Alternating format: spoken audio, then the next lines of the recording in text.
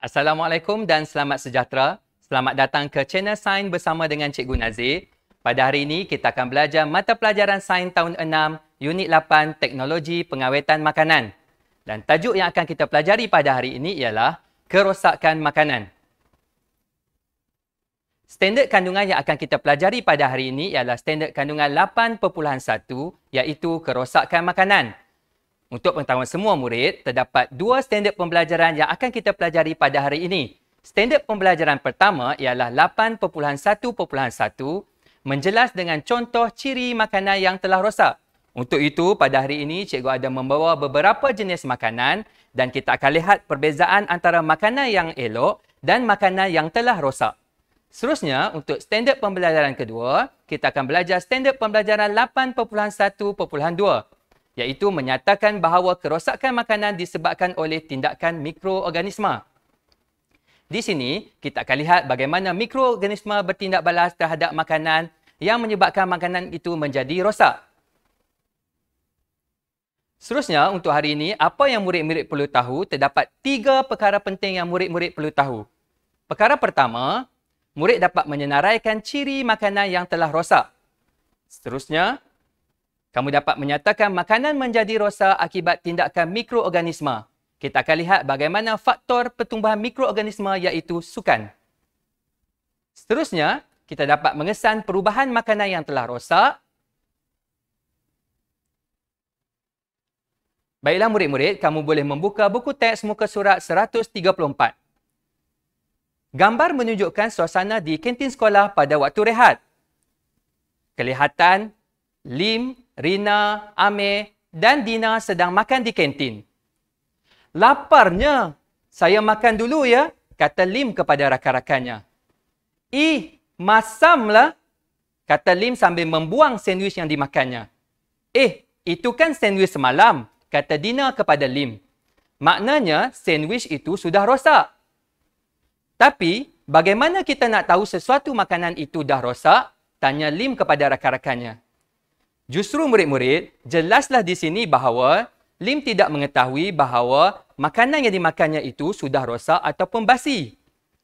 Jadi, pada hari ini, cikgu akan ajar kamu bagaimana untuk mengetahui sama ada makanan tersebut masih elok ataupun sudah rosak. Minuman atau makanan yang rosak sangat berbahaya kepada kesihatan dan boleh menyebabkan keracunan makanan. Makanan penting bagi semua organisma hidup untuk meneruskan hidup. Tumbuhan dan haiwan merupakan dua sumber makanan asas. Makanan boleh menjadi rosak, yang pertama jika tidak disimpan dengan baik dan yang kedua dibiarkan terlalu lama terdedah kepada udara. Seterusnya, makanan yang rosak akan mengalami perubahan dari segi keadaan asal dan tidak selamat untuk dimakan. Jika kamu tetap makan makanan yang rosak, kamu boleh mendapat keracunan makanan. Seterusnya, makanan yang telah rosak, bagaimana cara untuk kita ketahuinya? Kamu perlu ingat ada 4 cara untuk mengetahui sama ada makanan tersebut masih elok ataupun telah rosak. Kita perlu menggunakan keempat-empat deria yang ada pada diri kita untuk mengetahui sama ada makanan tersebut masih elok ataupun telah rosak. Yang pertama, kita menggunakan deria penglihatan, iaitu kamu memerhati menggunakan mata. Seterusnya, kamu boleh menggunakan deria bau, iaitu menghidu menggunakan hidung untuk mengetahui sama ada makanan tersebut masih elok ataupun sudah basi dan rosak. Seterusnya, kita menggunakan deria rasa, iaitu merasa sedikit makanan tersebut menggunakan lidah untuk mengetahui sama ada makanan tersebut masih elok ataupun sudah tidak boleh dimakan. Seterusnya, kita juga boleh menggunakan deria sentuhan, iaitu menyentuh menggunakan tangan untuk mengetahui sama ada terdapat perubahan pada makanan tersebut. Justru jelaslah di sini bahawa kita boleh menggunakan keempat-empat deria yang ada pada diri kita untuk mengetahui sama ada makanan tersebut masih elok ataupun sudah tidak boleh dimakan. Baiklah murid-murid, cuba kamu lihat skrin. Kerosakan makanan disebabkan oleh bakteria dan fungi. Mikroorganisma merosakkan makanan dan menyebabkan perubahan pada yang pertama, tekstur, yang kedua, rupa, yang ketiga, bau dan yang keempat, rasa. Cuba kamu lihat gambar roti dan juga buah mangga yang ditunjukkan. Okay, terdapat bakteria dan fungi pada makanan tersebut yang menyebabkan mikroorganisma tersebut merosakkan makanan dan tidak boleh dimakan. Okay, seterusnya, mikroorganisma bertumbuh dengan baik di atas makanan yang lembap dan terdedah di udara.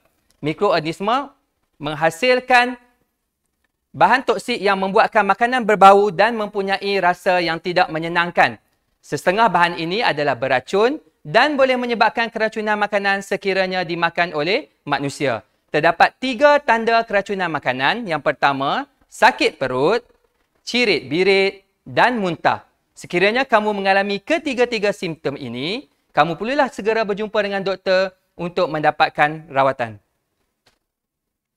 Okey, seterusnya terdapat 5 ciri makanan yang rosak. Okey, yang pertama, berkulat. Yang kedua, bau yang tidak menyenangkan. Yang ketiga, rasa yang tidak sedap. Yang keempat, berubah tekstur. Dan yang kelima, berubah warna. Jadi kamu perlu ingat kelima-lima ciri ini untuk kamu membandingkan ataupun membezakan antara makanan yang elok dan makanan yang telah rosak.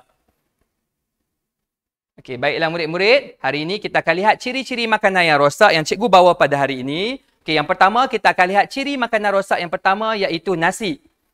Nasi yang rosak akan mempunyai ciri yang pertama iaitu lembek, berlendir dan bertompok hitam dan berbau masam. Okey, di sini cikgu ada membawa 2 jenis nasi.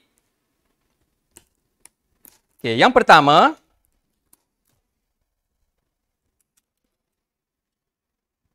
di sebelah ni adalah nasi yang masih elok dan di sebelah kiri cikgu adalah nasi yang sudah rosak. Jika dilihat di sini, nasi yang sudah rosak, okey, kita lihat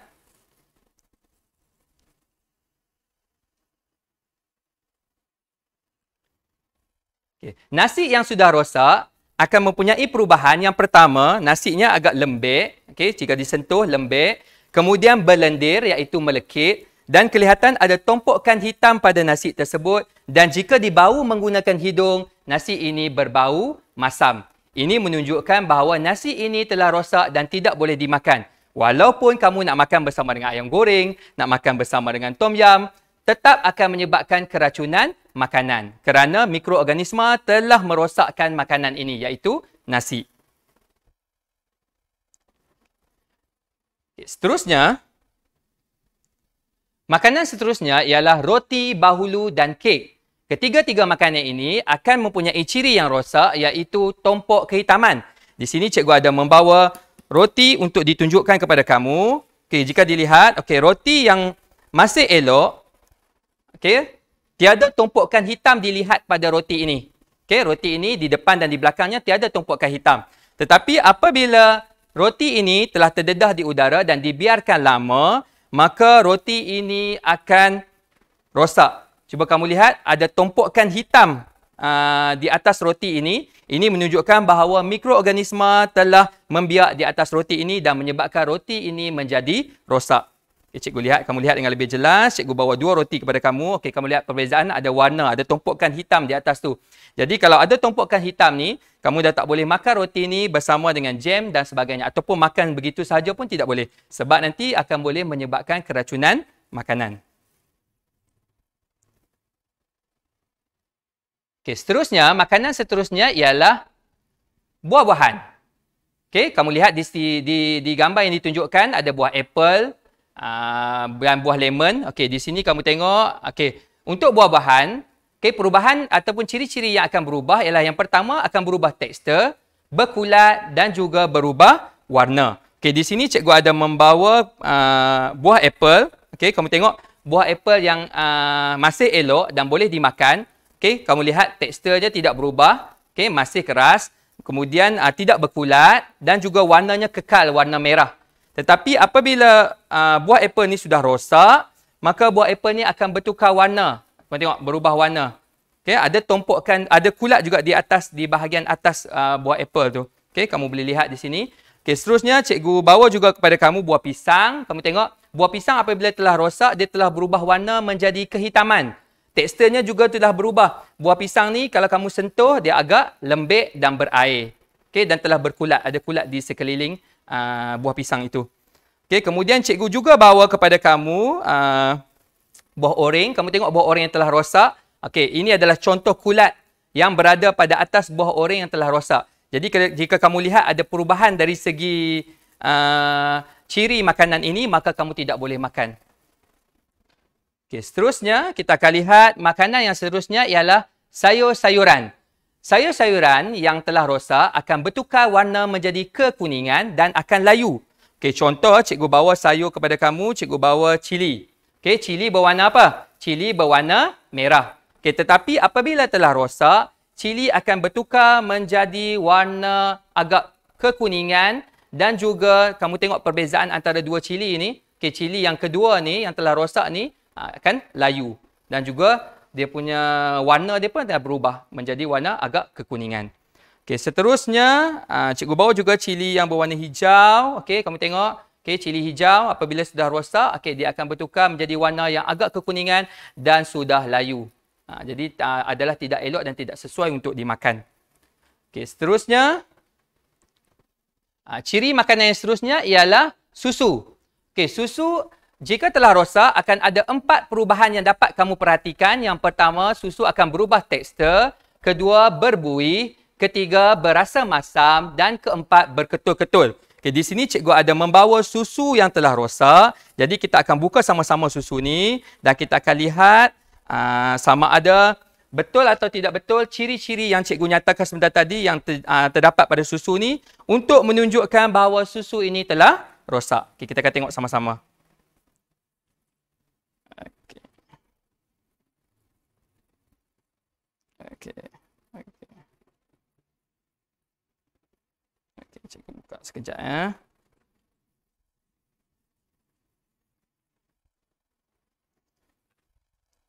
Okey, cikgu akan tuang susu yang telah rosak ini ke dalam bekas yang disediakan. Okey, kita akan lihat apakah perubahan yang ada pada susu ni. Okey, jika kamu lihat di sini, apa yang kamu dapat lihat di sini, okey, kalau di bahagian atas susu ni, kalau kamu nampak ya, cikgu tunjukkan.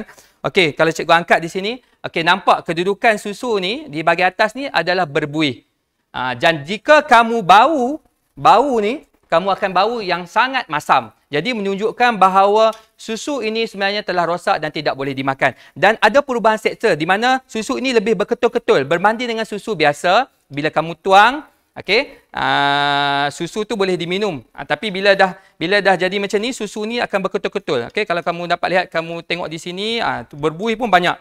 Bila dah terlalu banyak buih di situ menunjukkan mikroorganisma telah membiak dan susu itu telah rosak dan tidak boleh dimakan. Okey, seterusnya kita akan tengok makanan yang seterusnya ialah ikan. Okey, ikan dan juga daging ayam. Cikgu buat dua terus untuk kamu. Okey, ikan dan daging ayam. Okey, untuk ikan akan berubah tekstur dan bau busuk. Untuk daging ayam pula, warna daging ayam itu akan bertukar menjadi kehitaman, berbau busuk dan berlendir. Okey, di sini cikgu ada bawa dua contoh. Okey, cikgu, kamu tengok contoh yang pertama. Okey, ini adalah contoh daging ayam dan juga ikan yang masih segar. Okay, kalau kamu lihat di sini, daging ayam ni masih merah, okay, dan dia punya tekstur dia tidak berubah, tidak lembek dan masih elok. Dan ikan ni pun sama. Okay, tapi apabila kamu biarkan terlalu lama, kamu tidak simpan di dalam peti sejuk, maka daging ayam dan ikan ni akan menjadi rosak. Kalau kamu lihat di sini, kalau dekat, kalau kita boleh tengok dengan lebih dekat, daging ayam ni akan berubah menjadi kehitaman, terutamanya di bahagian-bahagian tepi ni. Okay, di bahagian tepi ni, di bahagian isinya yang asalnya merah tadi, akan bertukar menjadi kehitaman. Jadi apabila bertukar menjadi kehitaman, menunjukkan mikroorganisma telah membiak dan makanan ini telah rosak.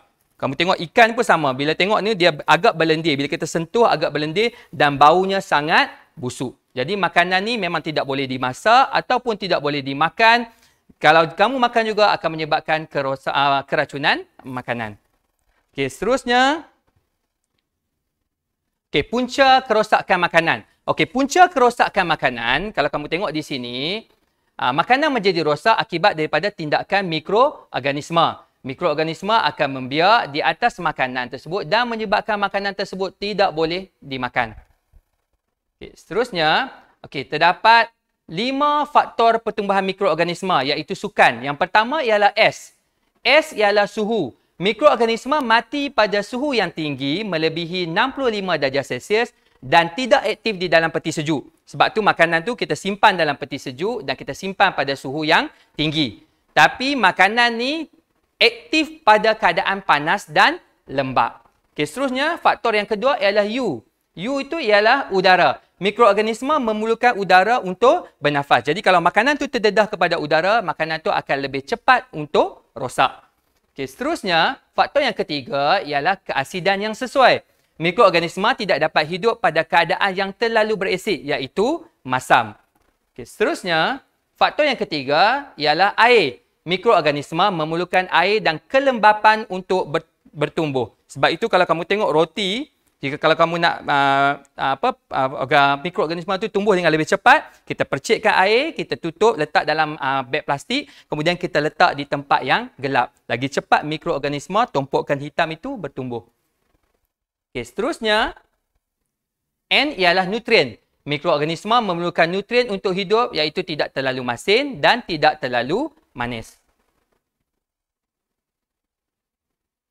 Okey, seterusnya murid-murid, kita akan pergi kepada latihan pengukuhan. Okey, di sini cikgu akan tunjuk sedikit latihan pengukuhan yang mungkin cikgu kamu boleh terangkan di dalam kelas ataupun mungkin keluar dalam peperiksaan untuk pentaksiran PBD kamu. Okey, cuba kamu tengok di sini. Okey, latihan yang pertama. Okey, soalan subjektif yang mungkin diberi kepada kamu, padankan jawapan yang betul berkaitan kerosakan makanan. Okey, di lajur sebelah sini diberi jenis-jenis makanan bermula dengan daging ayam hinggalah nasi, susu, sayur dan juga udang.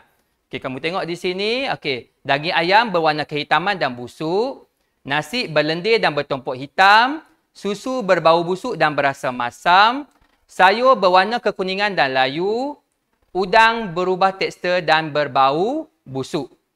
Okey, seterusnya, ini adalah contoh gallery walk, latihan kumpulan yang kamu boleh buat di dalam kelas bersama dengan guru dan juga rakan-rakan. Okey, ada 5 ciri-ciri makanan yang rosak yang telah kita bincangkan sebentar tadi.